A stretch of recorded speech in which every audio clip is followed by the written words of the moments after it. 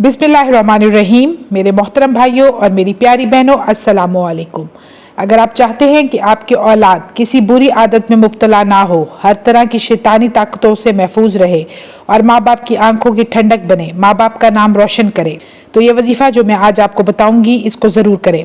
हज़रत अनस रज़ी अल्लाह ताला अन्हु से रिवायत है कि नबी करीम सल्लल्लाहु अलैहि वसल्लम ने इरशाद फरमाया, 3 ऐसे शख्स खुश नसीब हैं जो जन्नत के हकदार होंगे और क़यामत के दिन अल्लाह ताला के अर्श के साया में होंगे।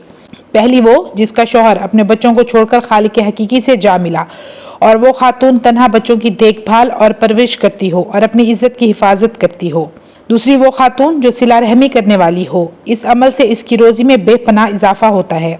ऐसी खातून की औलाद की अल्लाह पाक खुद हिफाजत फरमाते हैं। तीसरी वो खातून जिसने यतीम बच्चों को खाना खिलाया और खुद अपने बच्चों को भूखा रखा, तो ऐसी खातून और उसके बच्चों की अल्लाह पाक हिफाजत फरमाते हैं। जब इंसान माँ बाप के मर्तबे पर फाइज होता है तो उसको एहसास होता है कि औलाद की अच्छी तरबियत करना कितनी बड़ी जिम्मेदारी है। उसका बच्चा कैसे दोस्तों में उठता बैठता है, उसके क्या मामूलात हैं, वो किसी गलत आदत में मुब्तला तो नहीं हो गया। जो माँ बाप अपनी औलाद की तरबियत इस लिहाज से करते हैं कि उनके दिलों में अल्लाह का खौफ बिठाते हैं, उनके जहनों में ये बात डालते हैं कि अल्लाह हर जगह मौजूद है और वो हर चीज़ करने की कुदरत रखता है और हम सिर्फ अपने आमाल के अल्लाह को जवाबदेह हैं, तो ऐसी औलादें हमेशा वालिदैन के लिए खुशी और मुसरत का सबब बनती हैं। लेकिन आज के दौर में औलाद की तरबियत करना आसान बात नहीं।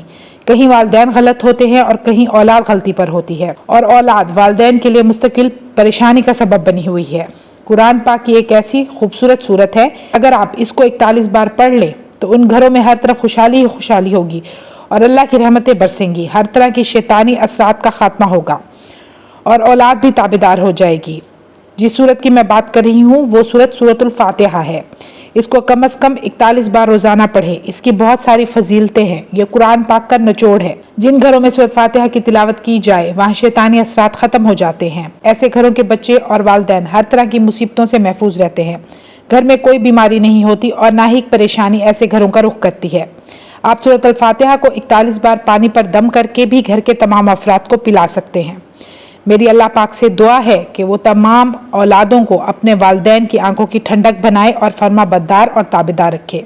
तो व्यूअर्स, मुझे दीजिए इजाज़त। इंशाल्लाह मैं फिर हाजिर होंगी। अपना ढेर सारा ख्याल रखिएगा, दुआ में याद रखिएगा। अल्लाह हाफिज़।